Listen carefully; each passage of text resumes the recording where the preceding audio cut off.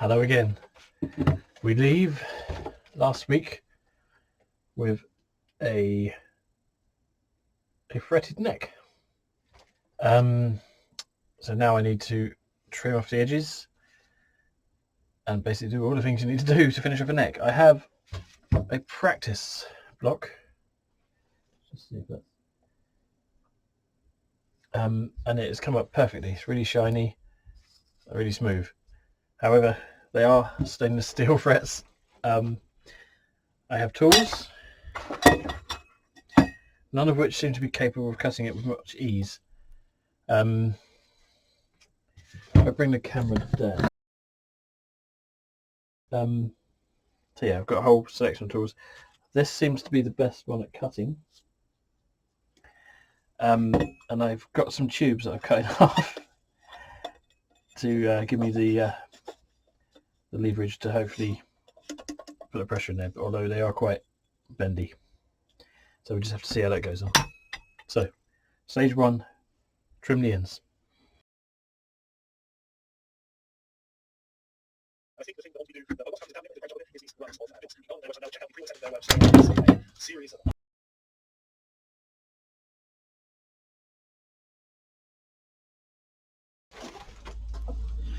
with Herculean strength, I snipped off the ends using tiny and large.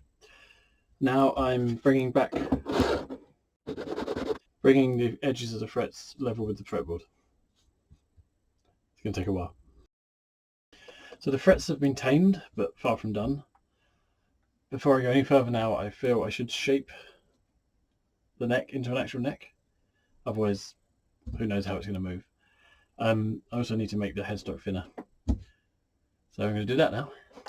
Right, the neck pocket ends here, so I'm going to draw a line here, and then we'll do some sort of curve out around here and across the back of here. Now, I've got to be careful whether you've served your purpose.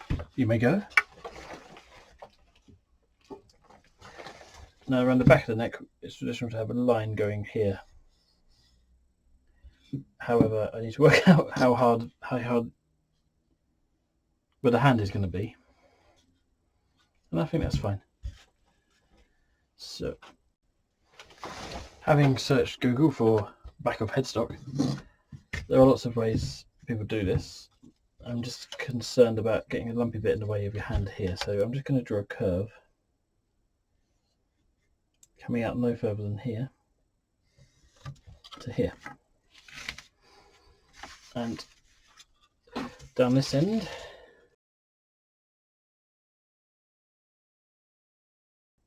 to there. So it's going to transition down to the width from here to here.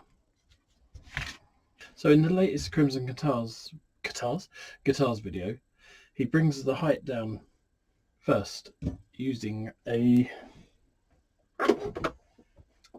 tool much like this. So if that's good enough for that, I will do the same one here before I try to angle it. There's many ways I've seen to do this, so that one seems to suit me. Now I'm not sure the best way to make sure I'm staying level the whole time is, so I think I'm just going to repeatedly draw pencil marks on. The idea being that you draw the pencil on, you get it off, and then you draw it on again and you get it off. So it's all going down at the same level. And thankfully this chip is just about going to be covered by coming down this level. So that's good.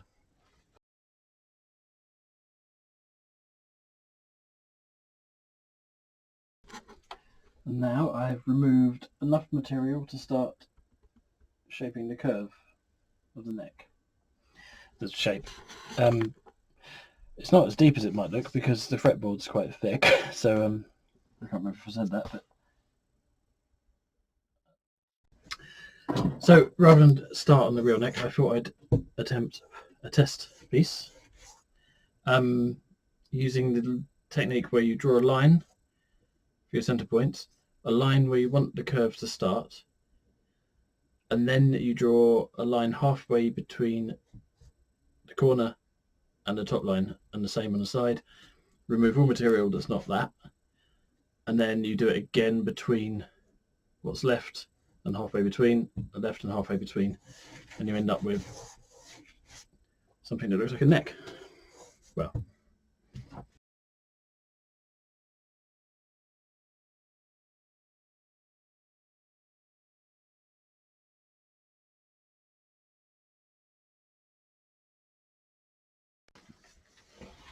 so carve one,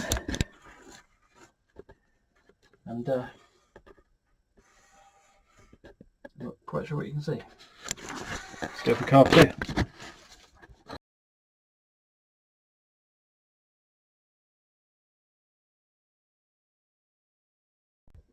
So I think we're now ready for the final rounding.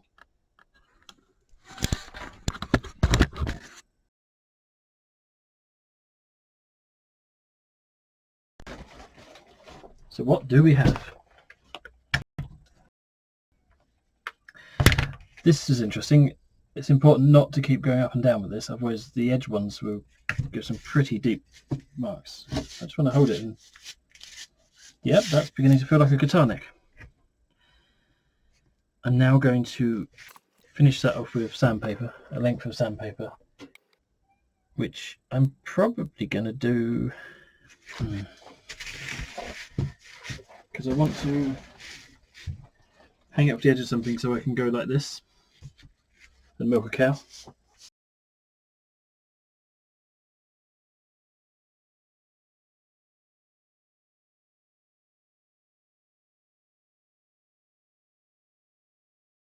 So now the neck is shaped and no one is more surprised than me. A few more bits I need to sand out at lower grit. I'm only at 80 grit at the moment, but I'm assuming I might get more scratches and stuff during handling, and I need to do one more thing, two more things. I think I've already said, narrow the headstock and work out how the bridge is going to go, and then I can think about setting it up a bit better. No, I'll wait till it's in the guitar. So yes.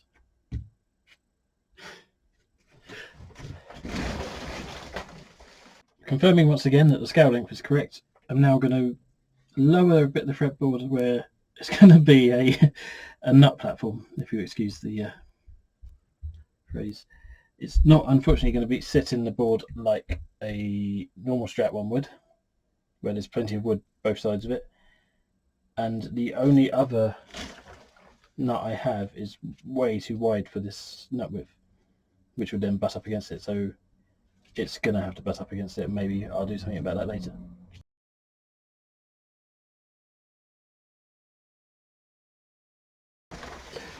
That actually went better than I was hoping. So we now have a little platform to stand the bridge on. The bridge. Well, it's a bridge at this end. It's a nut. I'll refine that when we get strings on and work out what's going on. And I'll need to go and put this somewhere. I'm not going to lose it. And then work out how thick to make this. So this should be just over 14 mils thick. The spring has gone from my calipers, so I've got clamps holding it so it doesn't move. So I'll mark that out now.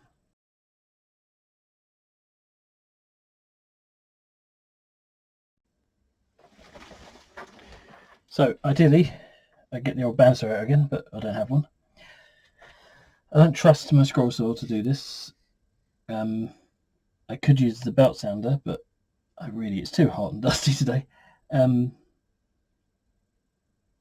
So I think I might just get the rasp belt and do it. Just try and take the whole level off. The neck didn't take too long, so why not?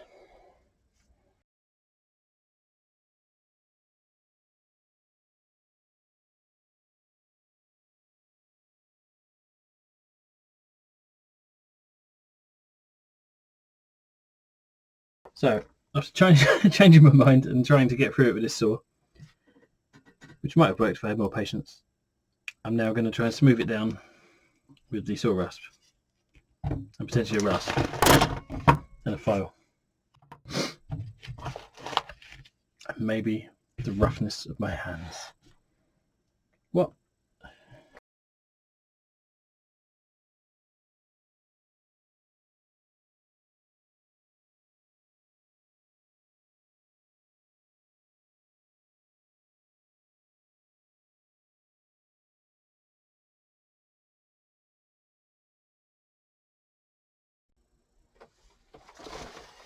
Now I'm pretty sure I've been saying every phase up until now has been the most terrifying, but actually I'm about to drill the truss hole, cover the truss rod access hole, and I've got to kind of guess how far in it is. So I'm going to start the hole using a normal brad point drill bit, and then probably get something longer to go for the depth. We'll see. So I've done a practice run. So basically, go slow, I think, is going to be the key here.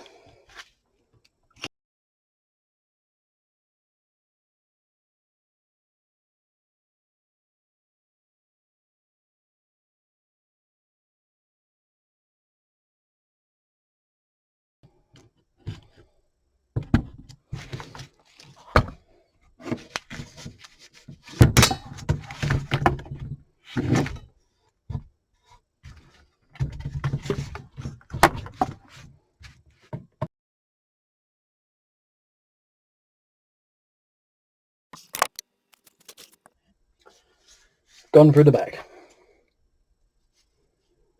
I can actually see I've just missed it. So I should have done what I said I was going to do and put the longer bit in.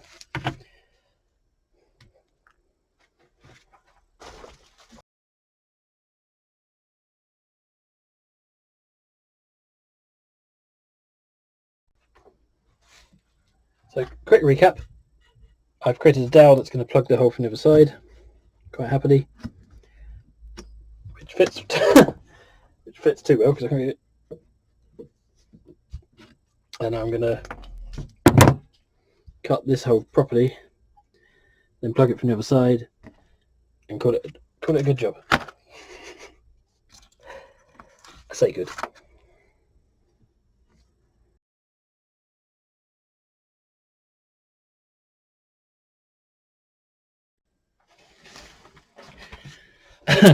Yeah, I completely underestimated how high up the truss rod was. But so I'm going to plug it from the back with a dowel. That's fine. And I'll see you in the next video.